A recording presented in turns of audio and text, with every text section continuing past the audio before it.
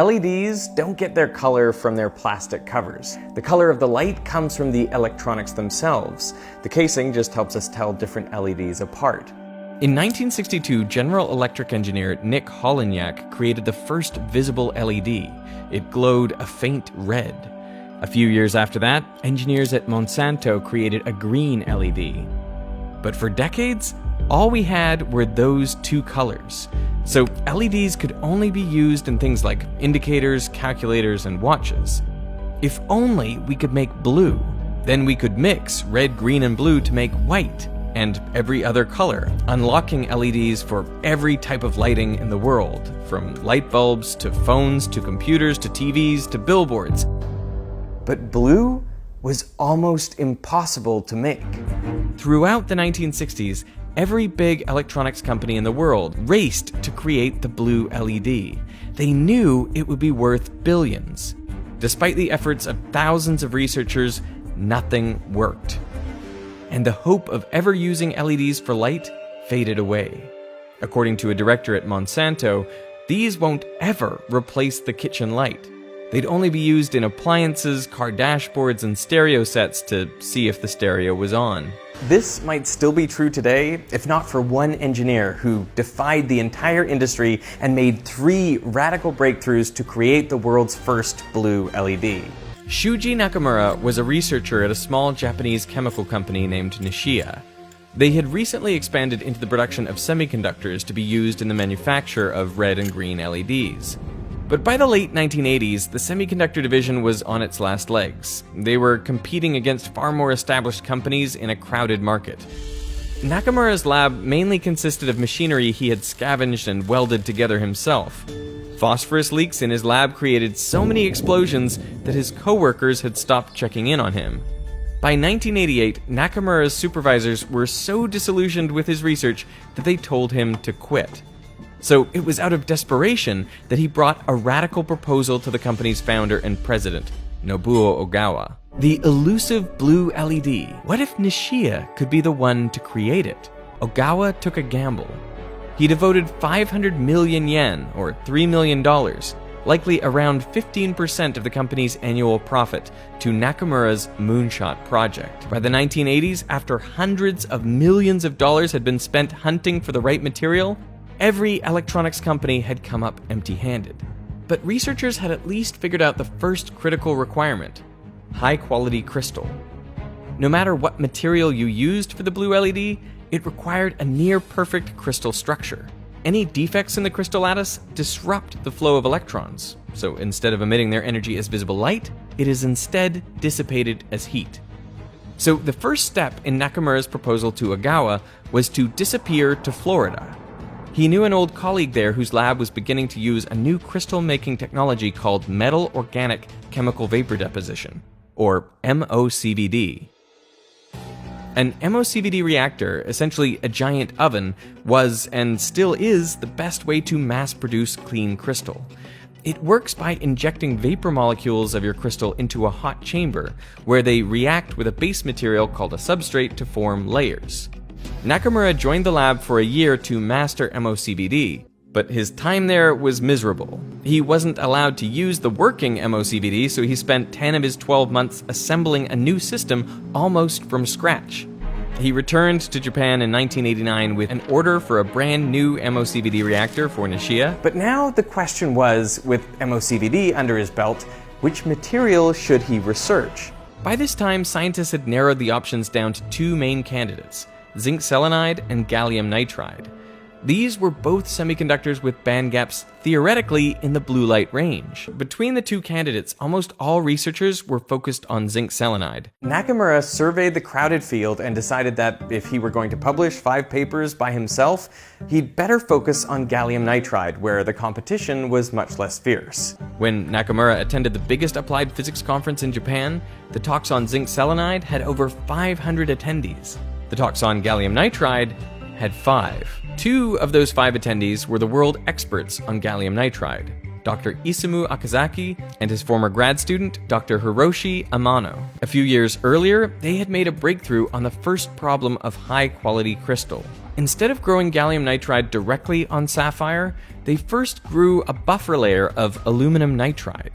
This has a lattice spacing in between that of the other two materials, making it easier to grow a clean gallium nitride crystal on top. The only issue was that the aluminum caused problems for the MOCVD reactor, making the process hard to scale. But Nakamura wasn't even close at this stage. Back at Nishia, he couldn't get gallium nitride to even grow normally in his new MOCVD reactor. After 6 months, desperate for results, he decided to take the machine apart and build a better version himself. His 10 months spent putting together the reactor in Florida were suddenly invaluable. After a year and a half of continuous work, he came into the lab on a winter day in late 1990. As usual, he tinkered around in the morning, grew a gallium nitride sample in the afternoon, and tested it.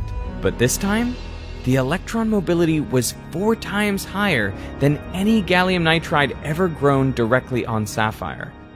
Nakamura called it the most exciting day of his life. His trick was to add a second nozzle to the MOCVD reactor. The gallium nitride reactant gases had been rising in the hot chamber, mixing in the air to form a powdery waste.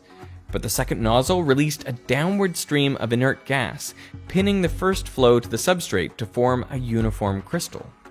For years, scientists had avoided adding a second stream to MOCVD because they thought it would only introduce more turbulence.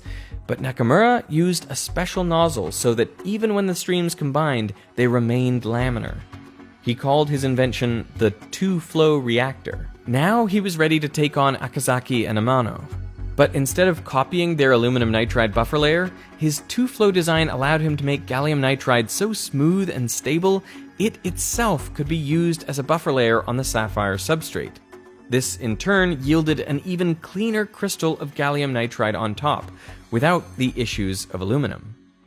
Nakamura now had the highest quality gallium nitride crystals ever made. With crystal formation settled, he turned to the second obstacle, creating P-type gallium nitride. Here, Akazaki and Amano had again beaten him to the punch. They had created a gallium nitride sample doped with magnesium, but at first it didn't perform as a P-type as they expected. However, after exposing it to an electron beam, it did behave as a P-type, the world's first P-type gallium nitride after 20 years of trying. The catch was that no one knew why it worked, and the process of irradiating each crystal with electrons was too slow for commercial production. At first, Nakamura copied Akazaki and Amano's approach, but he suspected the beam of electrons was overkill. Maybe all the crystal needed was energy.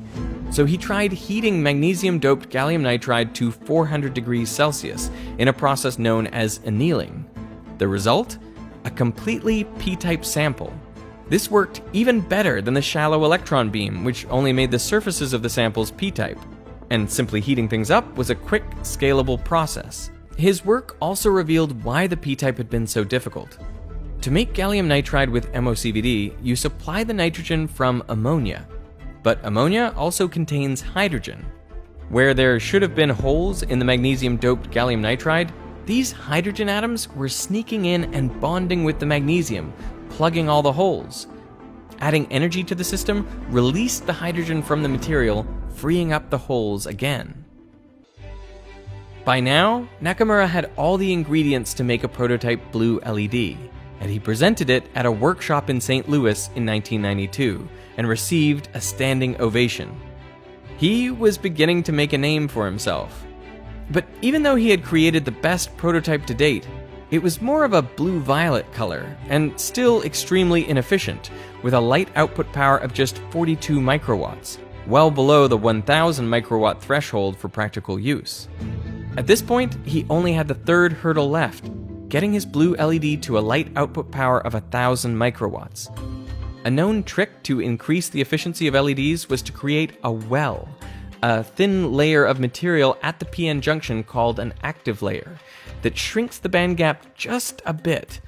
This encourages more electrons to fall from the N-type conduction band into holes in the P-type valence band. The best active layer for gallium nitride was already known to be indium gallium nitride, which would not only make the band gap easier to cross, but also narrow it just the right amount to bring its blue-violet gap down to true blue. Nakamura had an advantage: his ability to customize his MOCVD reactor. This allowed him to use brute force, adjusting the reactor to pump as much indium as he could onto the gallium nitride in the hopes that at least some would stick.